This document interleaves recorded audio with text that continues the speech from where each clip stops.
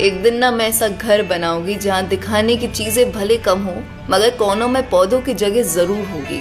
सुबह की धूप अंदर और बाहर पेड़ों की छाया दिखेगी। जिस घर में झगड़ों का शोर नहीं होगा, सुकून जहाँ खो नहीं जाएगा।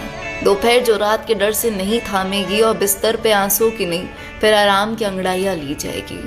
उस घर में भले अयाशी की चिड़िया ना पले मगर सुकून ना बेशक हाजिर होगा। भले महंगे फल ना मिले मगर रोटी मुस्कुरा कर निगली जाएगी। दीवारें फिर मेरी चीखेगी नहीं चहकेगी। एक दिन मैं ऐसा अपना घर बनाऊंगी। एक दिन मेरा अपना घर